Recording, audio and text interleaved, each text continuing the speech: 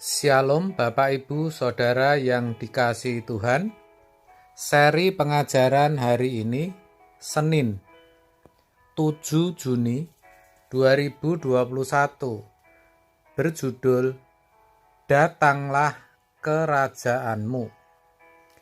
Kalimat ketiga dalam doa Bapa kami adalah Datanglah Kerajaanmu.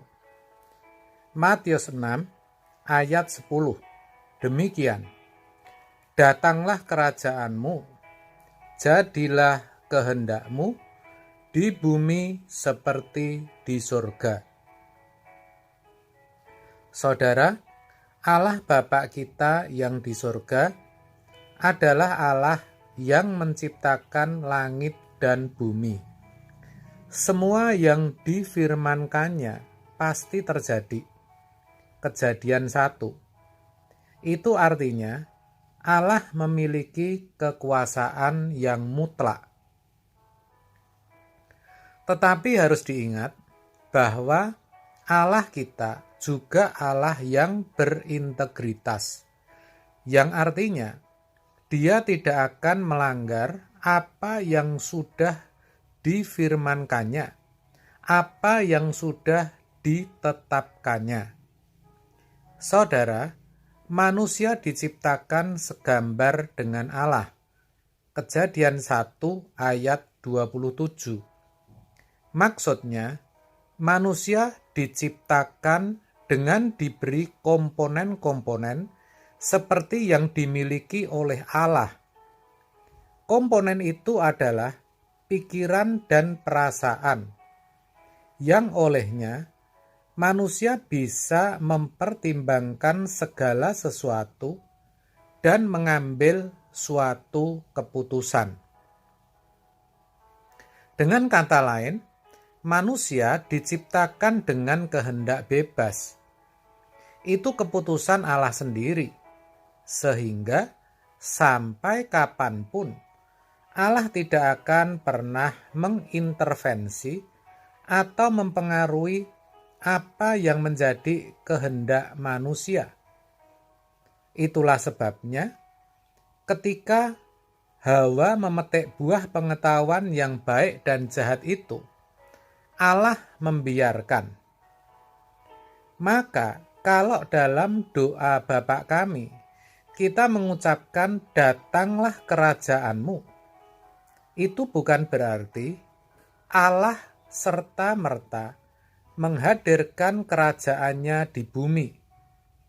Lalu, manusia mau tidak mau harus hidup dalam pemerintahannya. Bukan begitu, saudara. Ini yang harus dimengerti dengan baik. Sehingga ketika seorang berdoa, datanglah kerajaanmu, berarti orang itulah yang harus berusaha menghadirkan kerajaan Allah dalam hidupnya, lalu hidup dalam pemerintahannya. Nah, senada, maksud saya hal senada, Tuhan Yesus sampaikan dalam Matius 6 ayat 33, di mana Ia berkata, carilah dahulu kerajaan Allah dan kebenarannya. Maksudnya, hadirkan kerajaannya dan hidupi kebenarannya. Nah, yang jadi persoalan menghadirkan kerajaan Allah serta hidup dalam pemerintahannya itu tidaklah mudah. Kenapa tidak mudah? Karena orang harus rela melepaskan pemerintahannya sendiri, yakni egonya. Ego seseorang harus dimatikan. Selama ego seseorang masih tinggi, tidak mungkin ia bisa hidup dalam pemerintahan Allah. Padahal rata-rata orang masih mementingkan dirinya sendiri. Kalau harga dirinya disentuh sedikit saja, marahnya luar biasa. Orang yang seperti ini tidak memiliki kerendahan hati. dan akhirnya tidak mungkin bisa hidup dalam pemerintahan Allah. Hidup dalam pemerintahan Allah juga berarti tidak hidup serupa dengan anak-anak dunia. Tidak hidup secara duniawi. Fokus hidupnya hanya tertuju kepada hidup yang kekal. Yang dicari dan dipikirkan adalah perkara-perkara yang di atas. Kolose 3 ayat 1-2. Inilah yang dinamakan hidup yang teosentris, bukan egosentris. Hal itu bukan berarti sehari-hari hanya membaca Alkitab, berdoa, menyembah, pergi ke gereja, dan tidak melakukan apapun yang lain.